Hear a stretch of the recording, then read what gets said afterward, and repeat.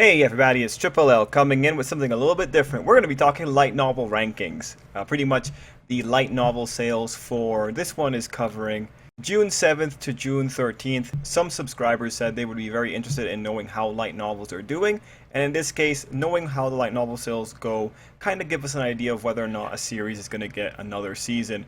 So it's always worthwhile. So this is going to be a very quick video. We're going to go right through it. I'm going to guide you through what these series are. And yeah, it should be a simple time. So first off, we have Sword Art Online Progressive Volume 8 selling 36,000 copies. This is a new release, and it's Sword Art. It's one of the big titans when it comes to Katakoa's imprint here. Now, for those who don't know what Sword Art Online Progressive, it's officially a spin-off that just kind of retells the Aincrad's story arc. Just to give you an example, Volume 1 of the Sword Art Online Progressive covers the first and second floor of Aincrad.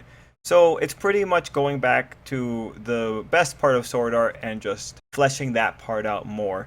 If there's anything worth noting here, it's that Sword Art is still very popular. Now, excuse the very terrible translation here, but the second series we have is Osamake, pretty much. If you're watching it, the anime season right now, you know Osamake is the rom-com where the childhood friend doesn't lose. It's at Volume 8. This made me very sad because I don't think Osamake is great, but it's selling pretty well. It's selling better than 86, that's for sure. But when you see this, Osamake does place pretty often on the charts.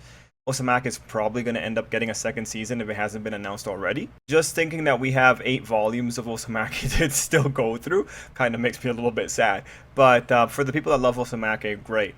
For comparison's sake, How to Not Summon a Demon Lord had 6,000 copies sold last week, and How to Not Summon a Demon Lord was able to get an anime adaptation. Mind you, there's other things that have to be taken into account, like DVD sales or maybe other merchandise sales, and in general, just it's a bigger calculation than just looking at the light novel sales. But 10,000 is usually pretty good, and as far as I can see, rom-coms are profitable, so wouldn't be strange to see it again. Now we move on to 86. 86 is the interesting one because this is the one that I'm really rooting for. So we have Volume 10 coming out here. I think these are good numbers. With 86, we want to see them having higher sales than usual because of the anime. From what I've been able to tell, this is probably one of their highest debut numbers, so that's probably good. The reason I'm being careful here is because Volume 7 released at like over 14,000, and then Volume 9, which would have come out roughly when the anime is going on, released at 10,000. It's kind of hard with 86 to figure out just what's going on with its numbers. But here's hoping. Next up, we have, I'm going to give you the real English name, Reign of the Seven Spellblades.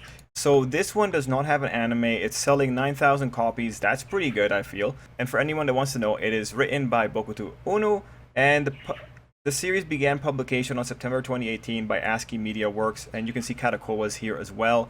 So this one is unknown to me, but good for them. Next up, we have an interesting one, the One Piece novel. This is a collection of chapters that were released through the One Piece magazine, and they, as you can tell, focus on the heroines of One Piece.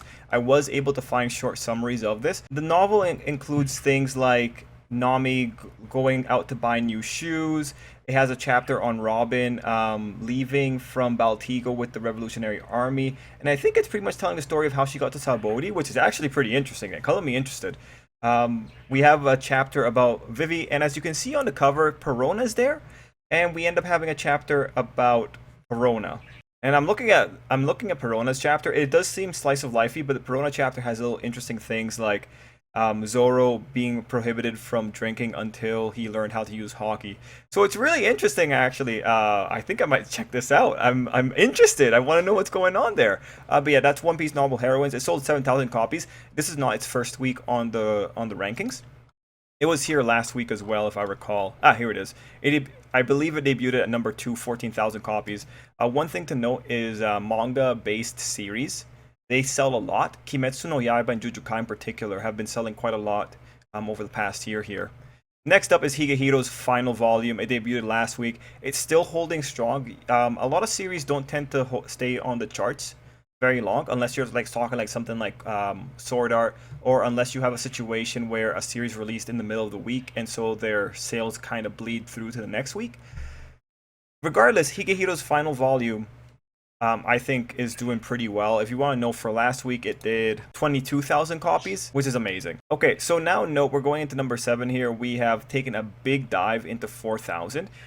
So I said that my ability is average. You might recognize this title better as "Didn't I say to make my abilities average in the next life?" That is totally what it is. It's coming out at 4,000. And this just debuted.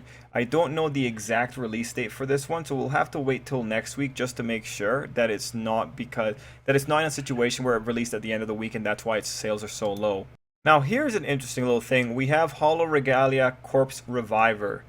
This is its first volume and it was just released on June 10th. So that's pretty interesting.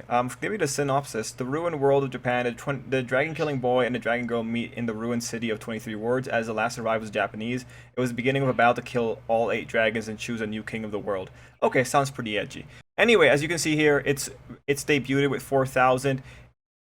You shouldn't expect these type of series, the ones that are just coming out with their first volume, to be hitting high numbers because they just started. It placing might be a nice enough reward for Katakoa. We then have this ridiculously long name. Will not let her beloved political wife escape. Today she will have to marry a successor. Not my genre. Good for them. 3,000 copies. And finally we have Detective Conan. So this is just again reminding you that manga series tend to have really good light novel sales. Detective Conan coming in here with 3,000 is solid. It's been around since December 2020. Really, only the manga series have this level of longevity when it comes to placing on these charts. And unfortunately, we only go to the top 10 position on these charts, but I am pretty sure that below this are the other series like Kimetsu no Yaiba and Jujutsu Kai, because those series have such a presence in general. Anyway, those were the rankings for this week. I hope you guys found this interesting. I sure did. I particularly like knowing that Osamake is still going strong. But yeah, everyone, let me know what you thought down below. Let me know if there's anyone that you're particularly interested in. And until next time, I hope you have an absolutely great day.